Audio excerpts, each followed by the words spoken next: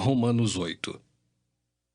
Agora, pois, já nenhuma condenação há para os que estão em Cristo Jesus, porque a lei do Espírito da vida em Cristo Jesus te livrou da lei do pecado e da morte. Porquanto o que fora impossível à lei no que estava enferma pela carne, isso fez Deus, enviando o seu próprio Filho em semelhança de carne pecaminosa e no tocante ao pecado, e com efeito condenou Deus na carne o pecado, a fim de que o preceito da lei se cumprisse em nós, que não andamos segundo a carne, mas segundo o Espírito. Porque os que se inclinam para a carne cogitam das coisas da carne, mas os que se inclinam para o Espírito das coisas do Espírito. Porque o pendor da carne dá para a morte, mas o do Espírito para a vida e paz. Por isso, o pendor da carne é inimizade contra Deus, pois não está sujeito à lei de Deus, nem mesmo pode estar. Portanto, os que estão na carne não podem agradar a Deus. Vós, porém, não estáis na carne, mas no Espírito, se de fato o Espírito de Deus habita em vós. E se alguém não tem o Espírito de Cristo, esse tal não é dele. Se, porém, Cristo está em vós, o corpo, na verdade, está morto por causa do pecado, mas o Espírito é vida por causa da justiça. Se habita em vós o Espírito daquele que ressuscitou a Jesus dentre os mortos, esse mesmo que ressuscitou a Cristo Jesus dentre os mortos, vivificará também o vosso corpo mortal por meio do seu Espírito que em vós habita. Assim, pois, irmãos, somos devedores, não à carne, como se constrangidos a viver segundo a carne. Porque se viverdes segundo a carne, caminhais para a morte. Mas, se pelo Espírito mortificardes os feitos do corpo, certamente vivereis. Pois todos os que são guiados pelo Espírito de Deus são filhos de Deus. Porque não recebestes o espírito de escravidão, para viverdes outra vez atemorizados, mas recebestes o Espírito de adoção, baseados no qual clamamos, Abba, Pai. O próprio Espírito testifica com o nosso Espírito que somos filhos de Deus.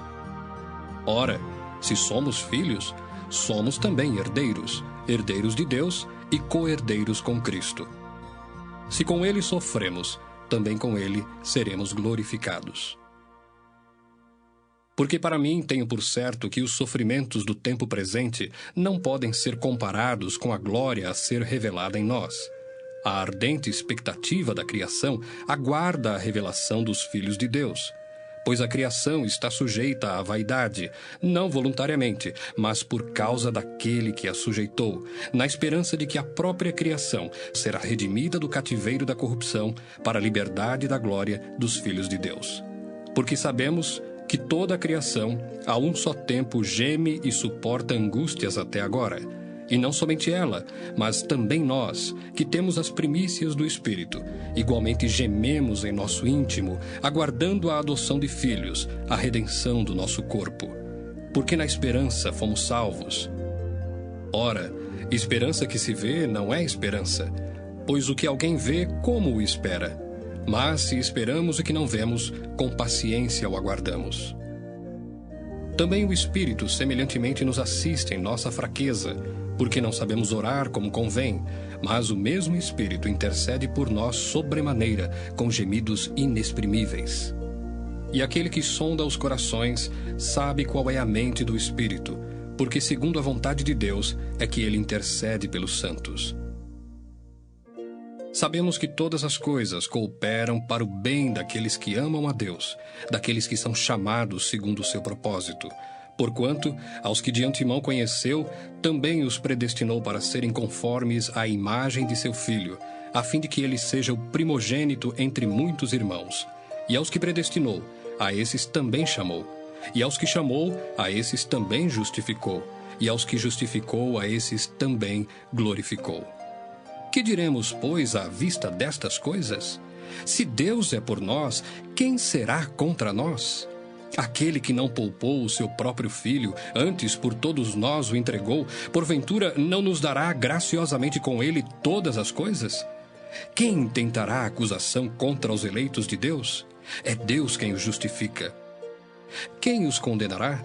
É Cristo Jesus quem morreu, ou antes, quem ressuscitou, o qual está à direita de Deus e também intercede por nós. Quem nos separará do amor de Cristo? Será tribulação, ou angústia, ou perseguição, ou fome, ou nudez, ou perigo, ou espada?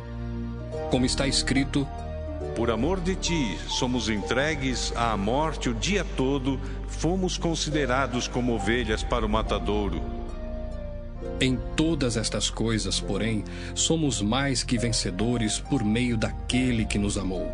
Porque eu estou bem certo de que nem a morte, nem a vida, nem os anjos, nem os principados, nem as coisas do presente, nem do porvir, nem os poderes, nem a altura, nem a profundidade, nem qualquer outra criatura poderá separar-nos do amor de Deus que está em Cristo Jesus, nosso Senhor.